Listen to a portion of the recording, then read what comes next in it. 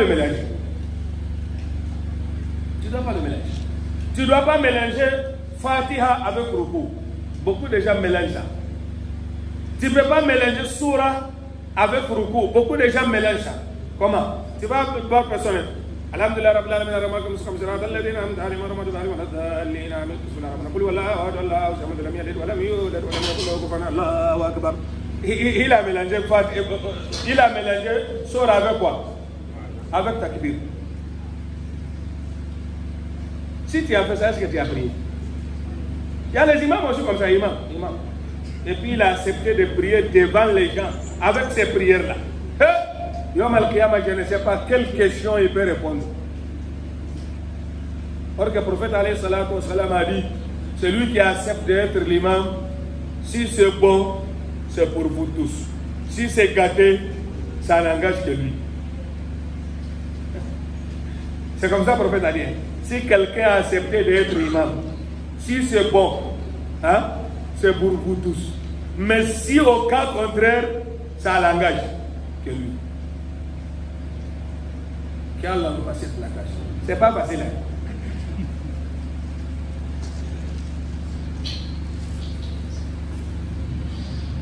Allahu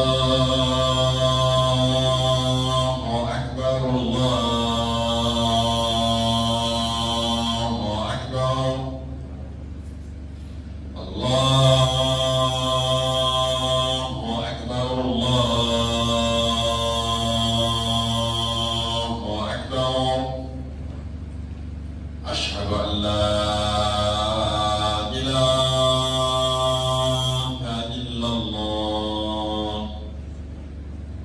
أشهد أن لا إله إلا الله. أشهد أن محمدا رسول الله. أشهد أن محمدا رسول الله. حي على الصلاة. حي على الصلاة. حي على الفلاح. حي على الفلاح.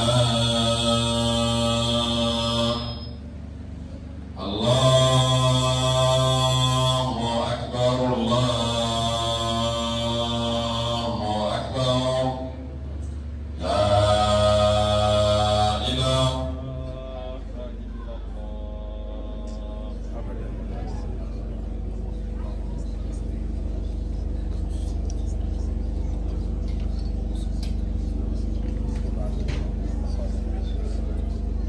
Inch'Allah, on va s'arrêter ici, on va aller dans question, Inch'Allah. Prochainement, on va parler comment on va faire chaque fois notre temps. Ça va être adoration pour nous. Le matin, on doit faire comment? L'après-midi, on doit faire comment? La nuit, on va faire comment? Pour que toute ta vie, ça va être l'adoration pour toi. Le moment que tu vas aller devant Allah subhanahu, tu vas trouver tout le temps que tu as vécu dans le monde, ça sera l'adoration. Qu'Allah nous facilite la tâche. Inch'Allah, on va aller dans les questions, Inch'Allah.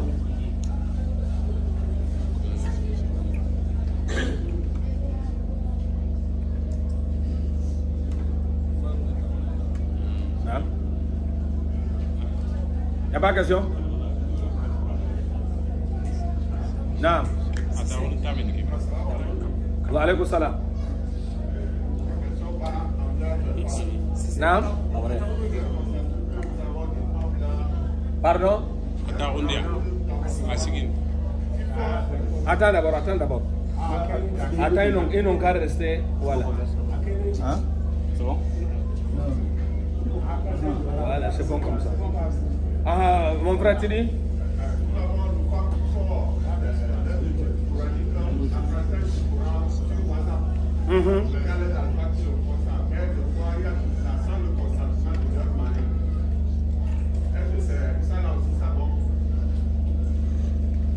Il dit Il y a certaines femmes qui font l'apprentissage du Coran par WhatsApp.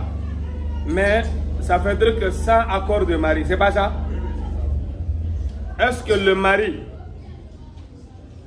il a donné une autre occasion à la femme d'apprendre si ce n'est pas cette occasion-là? Est-ce qu'il a donné?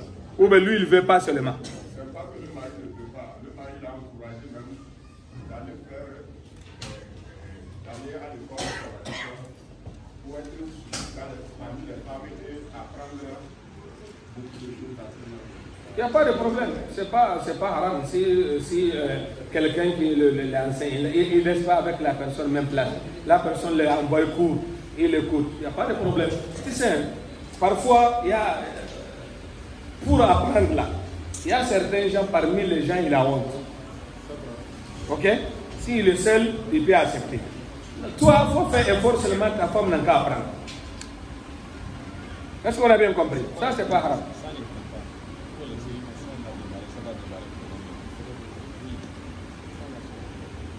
Donc, c'est pas haram. Une femme d'apprendre par WhatsApp, il n'y a pas de problème.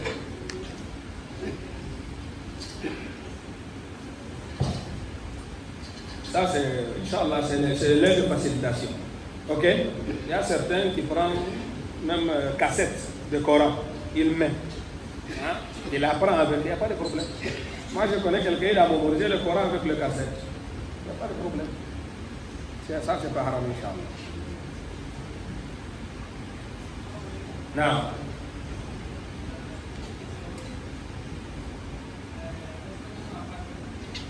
Concernant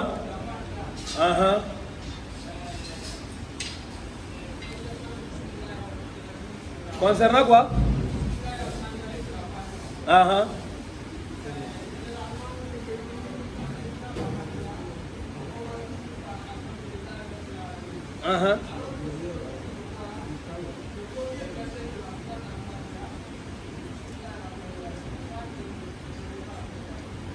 Il dit par exemple, en récitant le Fatiha, on voit l'imam commencer seulement Alhamdulillah Rabbil Alamin. Pourtant, Bismillah Rahman Rahim, c'est le verset de Fatiha. C'est ça, non?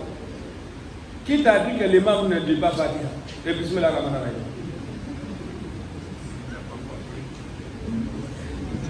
Qui t'a dit que l'imam ne lit pas Bismillah Rahman Rahim? Ok, je viens là. Je viens. Tu as posé une question, non? Il ne faut pas précipiter. Parce que toi, tu n'as pas écouté l'imam a dit Bismillah Rahman Rahim. Ça ne dit pas qu'il ne lit pas. Tu as compris? Bismillah Rahman Rahim. Les ulama, ils ont 3 paroles différentes. Tu as compris? Il faut écouter très bien.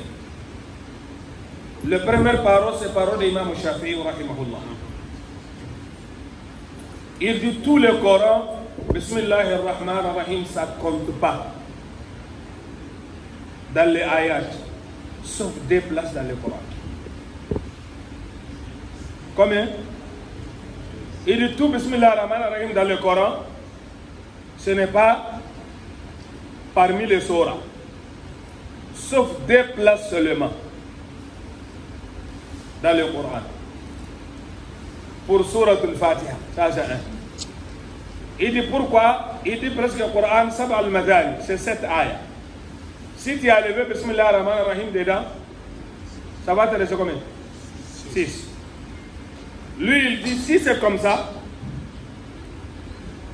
Bismillah ar-Rahman ar-Rahim, si c'est la prière de Maghrib, si c'est la prière de Isha, si c'est la prière de Fajr, l'imam doit commencer Bismillah ar-Rahman ar-Rahim haute voix. Presque c'est Fatiha. Tu as compris maintenant? Ça c'est parole de qui? Hein? Imam Shafi'i. Presque lui il a compté quoi?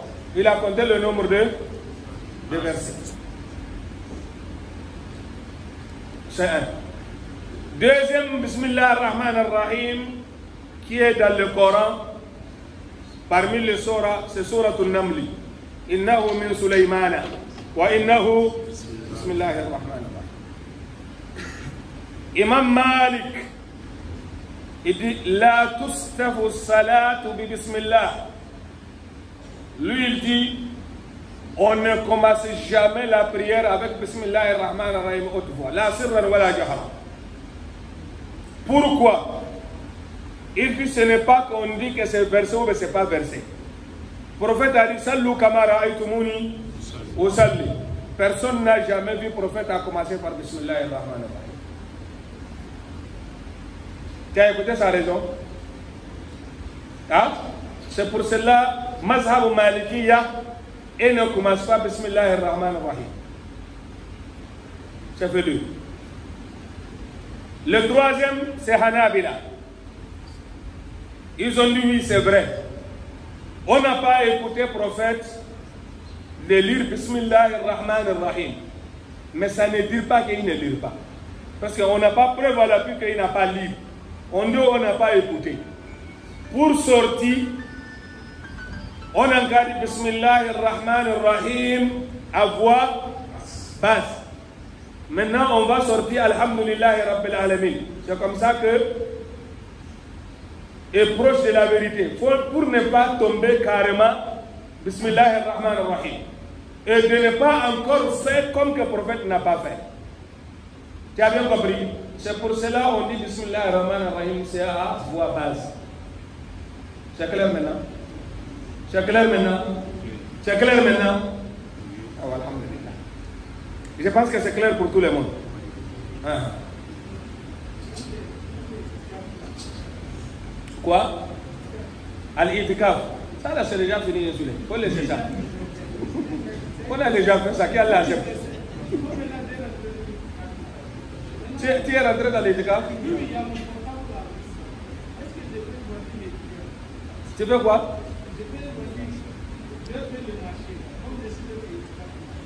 Là, je ne connais pas.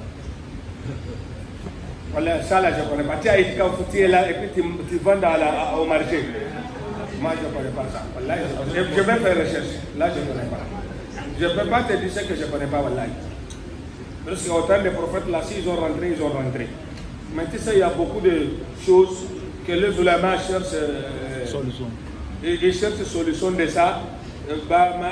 Moi, voilà, je ne peux pas te dire ça. Je ne peux pas dire oui, je ne peux pas dire non. Mais ce que je te dis, c'est un peu compliqué. C'est tout.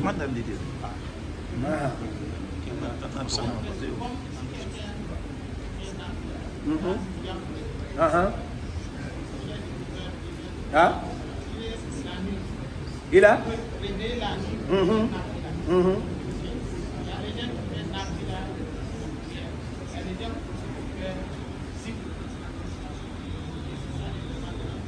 Il dit par exemple, la nuit, je quitte pour prier.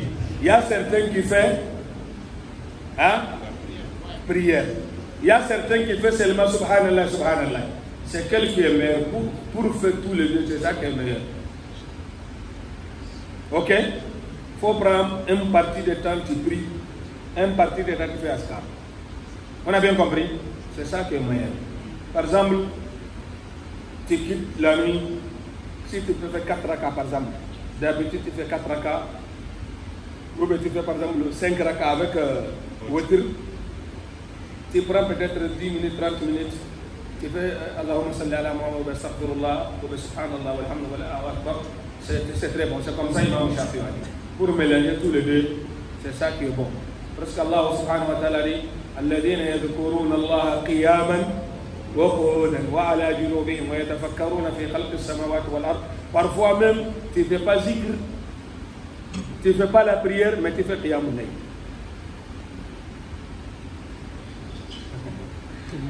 Oui, parfois tu ne fais pas prière, tu ne lis pas le Coran, tu ne fais pas subhanallah, mais tu es en train de faire qiyam al-layl.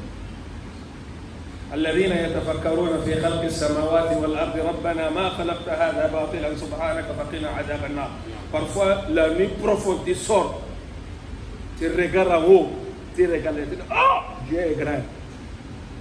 La nuit comme ça, tout le monde est dormi, tout le monde est mort. C'est lui seul qui est là, Masha'Allah. Tu as fait qiyam al-layl.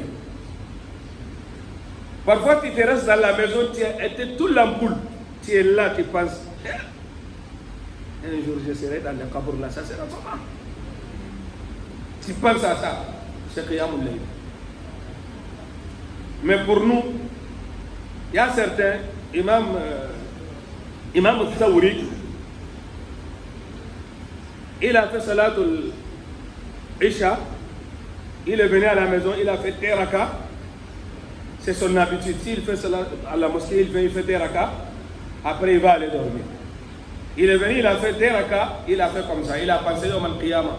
Il pense à ça jusqu'à on a fait Salatul Khairu Minan Nawm. Et tout. C'est déjà matin. Il pensait quoi? Yom Al-Qiyam. Chez nous, si quelqu'un a fait comme ça, jusqu'au a... il pense l'argent. C'est l'argent qu'il pense. Si c'est vrai ou c'est faux. Jusqu'à nous aujourd'hui, on adore Allah pour l'argent. C'est dangereux. Tu vas voir quelqu'un, il dit que lui, il va faire salatu ala nabi 1000 fois. Pourquoi? Parce qu'on l'a dit, si tu fais salatu ala nabi 1000 fois, ton chance va ouvrir. Donc toi, tu ne cherches pas Dieu. Tu cherches la chance. Imam Shafi a dit ça, j'ai peur pour la personne. Celui qui prend l'adoration pour chercher dunya. C'est dangereux. C'est dangereux, voilà, c'est dangereux. Il faut faire salatu ala nabi. Pourquoi? Parce que c'est Allah qui a dit de faire. Peut-être le problème que je suis dedans, c'est le péché. Je n'ai pas fait beaucoup de salatu ala nabi. Peut-être Allah va me pardonner. S'il me pardonne, la chance va venir. Ça, c'est bon. Mais toi, tu fais presque, on te dit, il y a certains gens là, il fait. Parfois même, il est fatigué, mais il est obligé de faire. Le tasbih va tomber, il va prendre. Ça veut dire qu'il coûte à coup de fois, il va faire seulement. Pourquoi? Parce qu'on l'a dit. Moi, je connais quelqu'un, et de chaque vendredi, chaque nuit de vendredi, on l'a dit de faire salatu ala nabi 100 000 fois. Moi, je lui dis, Wallah, tu ne peux pas, tu mens. Je dis, Wallah, tu mens. Lui-même était, Wallah, mon frère, je débrouille, mais c'est pas facile. Je dis, tu ne connais pas. Tu ne peux pas. 100 000 fois. Tu ne peux pas. 100 000 fois. Yo. Wallah, tu ne peux pas. J'ai dit pourquoi ça? Il dit, oh, si tu as fait ça là, c'est le porte là va ouvrir poum, devant toi. J'ai dit, Wallah, il doit là. Tu ne peux même pas.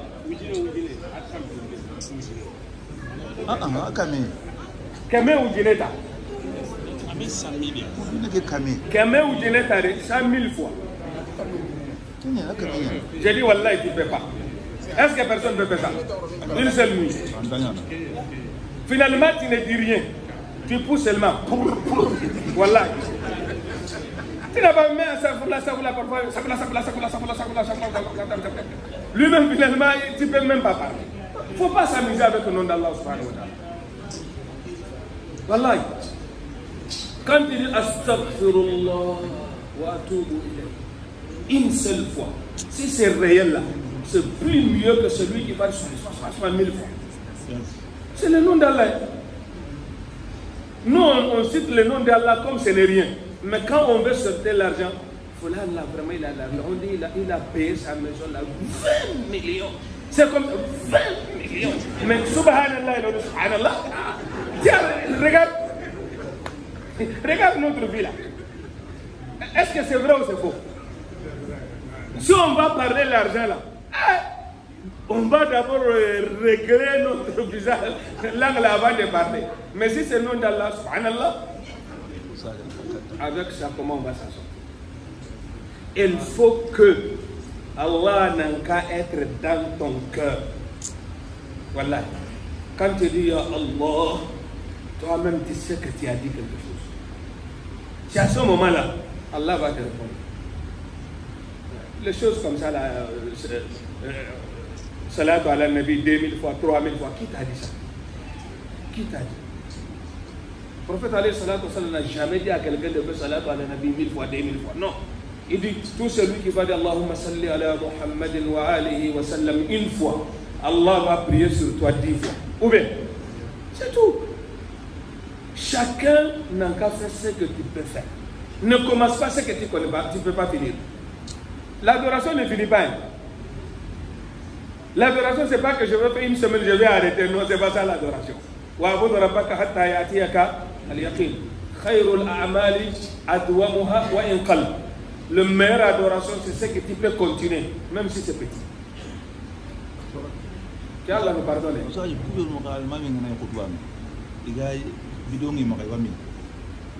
Il dit par exemple, il a vu que si l'imam est en train de khutbah, il y a certains gens qui prennent l'eau pour boire. Si ce n'est pas maladie, parce que si la maladie vient, c'est autre chose. Mais si il n'y a pas maladie là, l'imam est en train de faire khutbah là, tu ne dois pas manger, tu ne dois pas boire. Jusqu'à les ulama a dit, même si il y a un petit caillou, l'imam est en train de faire khutbah, tu prends, tu s'amuses avec là. Ils ont dit, normalement, c'est pour cela que certains gens disent que c'est la prière. Khutbah, c'est la partie de la prière. Est-ce que tu as bien compris? C'est la partie de la prière. Donc, tout ce que l'homme doit faire, si ça ne concerne pas la prière, tu dois pardonner ça. Est-ce que dans la prière, on doit manger? Est-ce que dans la prière, on doit buller l'eau? Mais ici, dans la mosquée, là, c'est désordonné beaucoup. Hein. Voilà. Imam Khutbah, certains vont quitter, il va aller faire Kora, pam, pam, pam, il va revenir. Il sort, il fait nafila. Imam est en train de faire Khutbah. Je ne sais pas pourquoi tout ça. Pourquoi tout ça? La prière, ce n'est pas selon toi. C'est selon Allah subhanahu wa ta'ala. Quand tu vois que les gens sont en train de demander des questions là, la plupart ça vient de nous qui est devant là. Comme les gens là, ils ont peur, ils ne peuvent pas nous parler là. C'est ça qui est la même question. C'est nous qui est devant là, on fait là. C'est nous qui sommes en train de parler. Parce que c'est nous que les gens voient. Si l'imam est dans le groupe, il faut rester tranquille. Parfois, il y a certains, l'imam est khutbah, lui il regarde quelque part. Tout ça là, c'est pas normal. Ce qui est normal, si l'imam est sur le mimbar, tout le monde doit regarder l'imam. C'est pas ça? Le prophète alayhi salatu wa salam, c'est comme ça, il dit, celui qui va s'approcher à l'imam, il regarde l'imam, il fait khutbah. Ce n'est pas que c'est l'imam là qui est le problème. Le problème, c'est pas ces conditions de la prière. Est-ce qu'on a bien compris? Il y a certains même, ils dorment. L'imam fait khutbah, lui, il dort. Parce qu'il ne connaît pas la valeur de khutbah. Il y a certains, l'imam fait khutbah, ils sont en train de causer entre eux. Tu vas voir, l'imam, il a frappé aujourd'hui. C'est dans le khutbah. L'imam, il a frappé aujourd'hui. Nous là, c'est pitié. Et puis c'est nous qui avons le sunnah. C'est le sunnah comme ça. C'est le meilleur mosquée comme ça. Qu'Allah nous pardonne. C'est pas normal.